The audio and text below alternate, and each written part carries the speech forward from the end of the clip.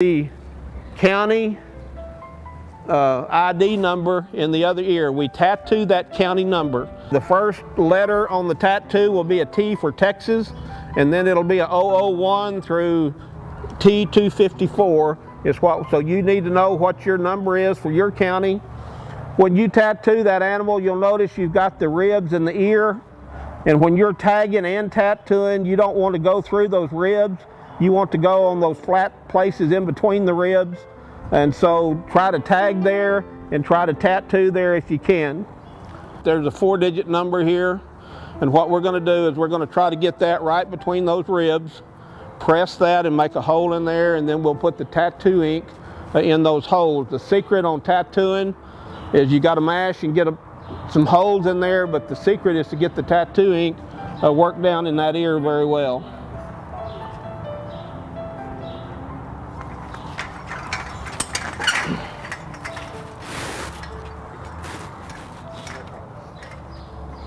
Okay, I don't know whether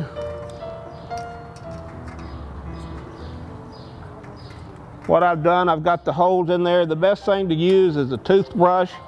If you can, it'll keep it off your ears. And we work it down in those holes real well. Let me wipe that off for you and maybe you can see.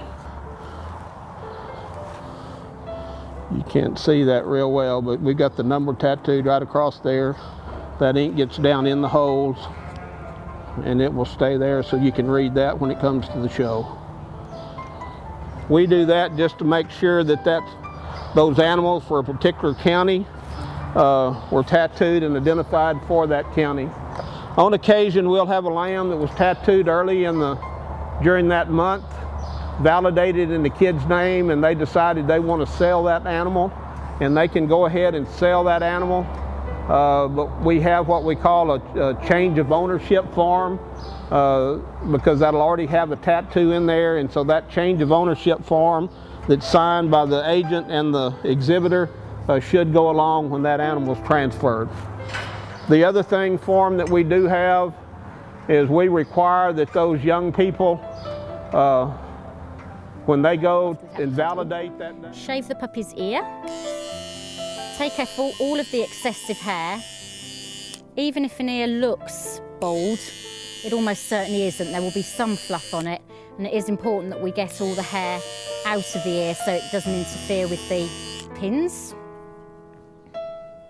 We then clean the ear with surgical spirit on cotton wool. Surgical spirit removes any layer of grease that's on the inside of the ear. These are really clean ears, but they will still have a layer of grease on the ear flap, and we need to get that off so that it doesn't interfere with the ink. And then we dry it with another piece of cotton wool. Gloves for the next part.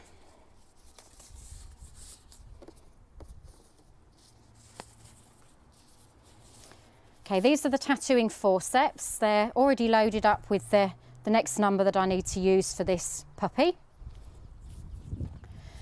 Helen is my assistant. Really important that we have somebody knowledgeable holding the puppy for this part because puppy does need to keep still for just a couple of seconds, and Helen knows exactly what I'm going to be doing and how I need the puppy to be held. So we turn the ear flat back, slide the forceps onto the inside of the ear, straighten them up so it's nice and neat, clamp through and remove them. That's the actual tattoo done. This is the tattooing ink. It's a water-soluble, non-toxic vegetable dye. It's black. The tattoo is already there on the inside of the ear. It's quite clear to see even before the ink goes in. The ink is rubbed into the inside of the ear quite excessively because we want to make sure that all the pinholes are very well filled. And we make sure that we rub in every direction, round and round and up and down. Again, that's just simply to make sure each hole has got adequate ink in it. The ink is a little bit excessive, but it does wear off very quickly.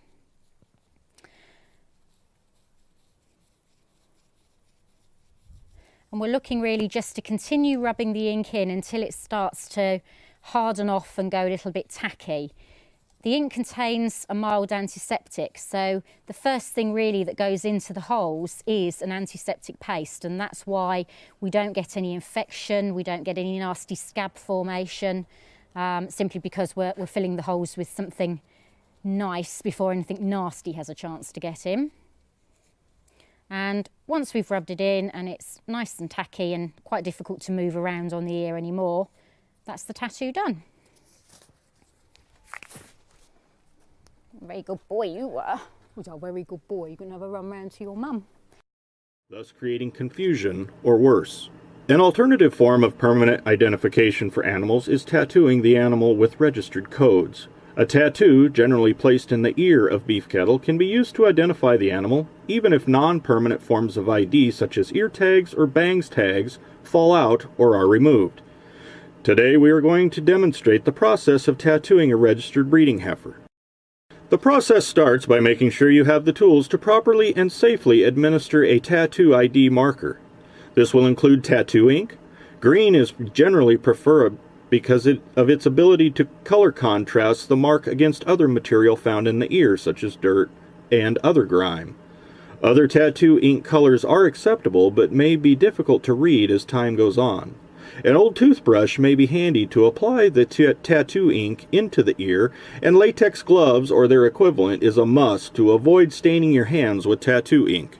Next, a tattooing pliers and tattoo punch kit will be needed to administer a legible, long-lasting tattoo. The tattooing pliers are an aluminum alloy pliers that hold the tattoo punches and allow adequate pressure to be applied to the punches to slightly penetrate the skin of the ear where tattoo ink can be rubbed in, leaving a permanent mark. The tattoo punch kit will contain the letters of the alphabet A through Z and the numbers 0 through 9. A bottle of rubbing alcohol and a roll of paper towels will also be needed to properly clean the ear prior to administering the tattoo ink. Placement of the tattoo is critical to ensure a legible, long-lasting ID marker. In beef cattle, the tattoo should be placed in the upper rib of the ear, above the midrib but well below the upper ear line. Vaccination tattoos, such as bangs vaccinations, should be placed in the lower rib of the ear. Be sure that you do not accidentally tattoo on top of an existing tattoo. The tattoo should be placed on the outside of the non-permanent ear tag if one is present in the ear. Tattoos are generally placed in the right ear of the animal. However, this will depend on the type of ID you are applying, the breed association requirements, or what have you. Make sure you know the requirements before you begin tattooing animals. These are permanent marks and cannot be changed. Once the animal is properly restrained, the ear or ears that will be tattooed should be cleaned with rubbing alcohol and a paper towel to remove dirt and other grime. Remember, the tattoo punched will slightly penetrate the skin, so cleanliness is important to avoid creating an unnecessary infection.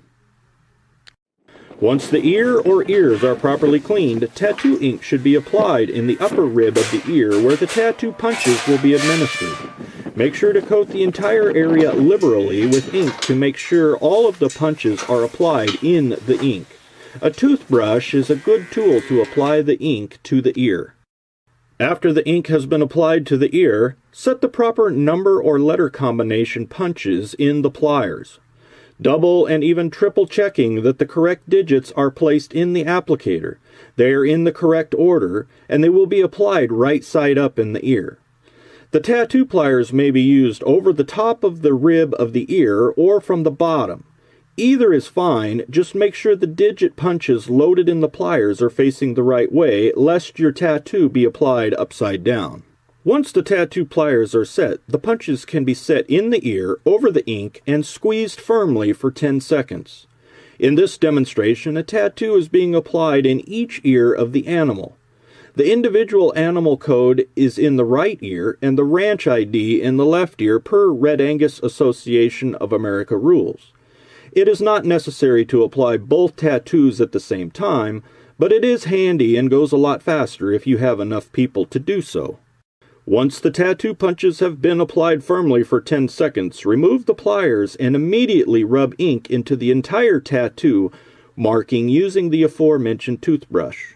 Now that the tattoo has been properly applied, the restraints can be removed from the animal and the animal can be safely released from the chute. This video has been brought to you by the University of Minnesota Extension Beef Team. Thanks for whatever watching. letter number sequence in there ahead of time that you want. You want to make sure that it goes in backwards order of how you're going to read it. And if you're not sure how it's going to read, then you can punch it into a piece of cardboard or a piece of paper ahead of time to see how it looks. You also want to make sure you have your tattoo ink that I'm getting on my fingers and something to rub the ink into the holes with. After you punch first and then you rub the ink in. You want to use as much ink really as you can that'll stay on the skin, and you just leave it once it's on there, so that way it'll just wear off naturally, and so you have a better chance of the tattoo being legible. All right, well, let's get started. Go. Okay. All right. So when you do this, you want to hold the rabbit. I like to hold the front feet and then grab the nape of the neck. Important thing is that you do not want to put any pressure down on the back because it's very easy to break a rabbit's back. When you're doing your tattoo, you want to make sure you avoid this hairy part so that you have a nice legible tattoo when it's all said and done. So you want to try to center your numbers and letters in the center of the ear here. All right, so go ahead. Now turn around. Turn around. There you go. And this is definitely a two-person job. All right, 3, 2, 1. Is it done? Hang on. All right, so now we're going to take our brush and our tattoo ink and just rub it into the holes that we just created. Is this a big video? It takes up all the space. It's okay. We're almost done. All right, so you want to make sure you've got plenty of ink. You're brushing it into the holes, go every direction so that you make sure the ink gets into the holes. And then you're just going to leave all that excess ink in the ear, and it'll wear off in a couple of days. And then hopefully you should have a nice, legible ear tattoo when it's all said and done. Right, buddy? He says, I hate you, I hate you, I hate you. All right, you guys have a good one.